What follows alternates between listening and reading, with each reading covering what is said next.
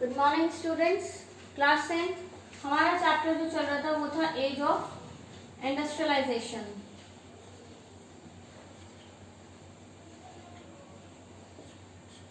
बहुत कम चैप्टर बचा है, ऑलमोस्ट खत्म होने को है चैप्टर। इसमें हमने पढ़ा था मैनचेस्टर गुड्स के बारे में। अब आपको पता है कि सारा होल्ड यूरोपियन एजेंसीज का था। तो यूरोपियन मैनेजिंग एजेंसीज जो थी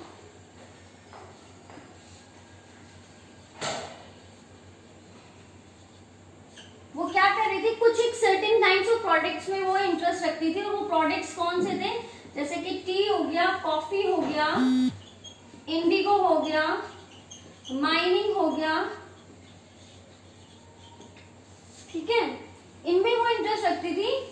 तो क्या करती थी, स्पेशली उसका एक्सपोर्ट करती थी। और भारत में यानी कि इंडिया में नॉट फॉर सेल था कि वो इनका एक्सपोर्ट या इनको अपनी कंट्री में नहीं बेच सकते हैं। तो ऐसे में जो इंडिया के जो इंडस्ट्रियलिस्ट थे उन्होंने सोचा कि इस तरीके से तो काम नहीं होगा। उन्होंने थोड़ा अपना दिमाग का इस्तेमाल किया, प्रोडक्ट चेंज कर दिया। उन्होंने धागा बनाना शुरू कर दिया, यानी कि सूत का धागा। उसका यूज उन्होंने कहाँ करना शुरू कर दिया, चाइना को एक्सपोर्ट करने में। अब चाइना को हम धागा एक्सपोर्ट करने लगते हैं first decade of 20th century के फर्स्ट डिकेड में।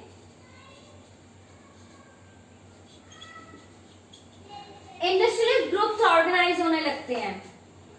और कब होने लगते हैं, जब शुरुआत होती है किसकी, स्वदेशी मूवमेंट की। आपने नेशनलिज्म इन इंडिया में पढ़ा था, फॉरेन क्लोथ्स को बॉयकॉट करना शुरू कर दिया था। और पहले ही यूरोपियन मैनेजिंग कंपनीज के टाइम पे उन्होंने कंपटीशन को भी अवॉइड किया था। कंपटीशन को अवॉइड क्यों किया था, क्योंकि मैनचेस्टर गुड्स जो थे उनसे यदि वो कंपटीशन करते तो उनको कभी भी वो ग्रो अप नहीं कर पाते, क्योंकि ये जो थे ये मशीन मेड गुड्स थे। और मशीन मेड गुड्स हमेशा क्या होते हैं, प्राइस में कम होते हैं, लो इन प्राइस।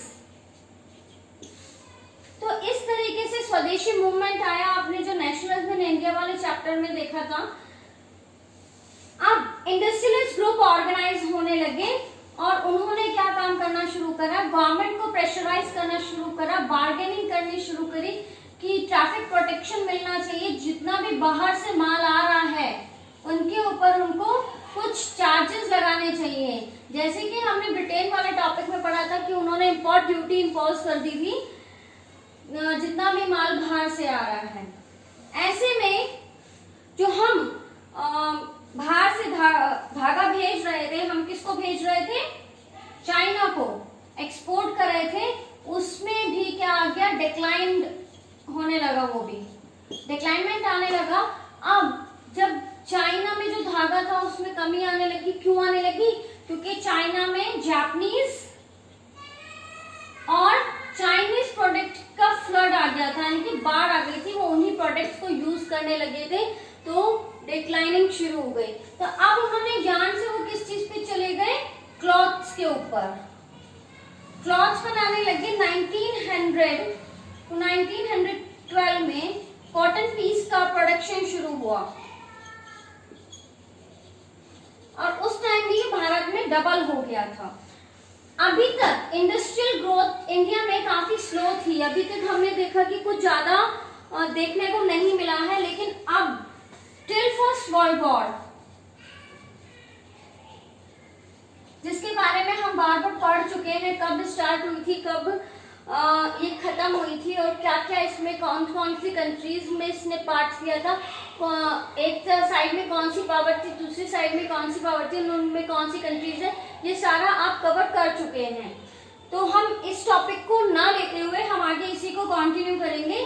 क्या हो गया था कि जो इंग्लैंड था या ब्रिटेन था वो बहुत ज्यादा बिजी हो गया था किस तरफ, सप्लाईज में। कौन सी सप्लाई में, वॉर से रिलेटेड जितनी भी सप्लाई थी या डिफेंस से रिलेटेड जितनी भी सप्लाई थी, आर्मी को जो चाहिए था वो इन प्रोडक्ट्स को बनाने में बिजी हो गया। तो इंडिया को एक अपॉर्चुनिटी मिलती है, वो मार्केट में अपना प्रोडक्ट को इजीली बेच सकती है, सेल कर सकती थी। ऐसे में क्या होता है कि ब्रिटेन के पास जब सप्लाई कम पड़ने लगती है तो वो इंडिया को कहते हैं कि जी आप हमारी इन जरूरतों को पूरा करेंगे तो इंडिया ने खुशी खुशी हाँ कर ली और एक तरीके से अपना एक उन्होंने आधिपत्य स्थापित कर लिया था। अभी तक क्या था, आफ्टर वर्ल्ड वॉर इंडिया में इंडस्ट्रियल बूम आ गया था एक तरीके से, और जितना भी ब्रिटेन वाले थे वो अपनी जो लॉस्ट हुई पोजीशन को रीस्टोर करने में कैपेबल नहीं थे, अनेबल थे बहुत ज्यादा। क्यों? क्योंकि इंडिया का काम हो रहा था। अभी तक वो जो लेबलिंग करके बेचते थे उस पर लेबल होता था मेड इन मैनचेस्टर का। अब इनको ये इन्होंने लेना बंद कर दिया। इंडिया में जो प्रोडक्शन हो रहा था उसकी सेल होने लगी और काफी अच्छी होने लगी, और यही था इंडस्ट्रियल बूम। कल हम डिस्कस करेंगे स्मॉल स्केल इंडस्ट्रीज के बारे में कि वो कैसे सरवाइव कर रहे थे इन सब के रहते हुए।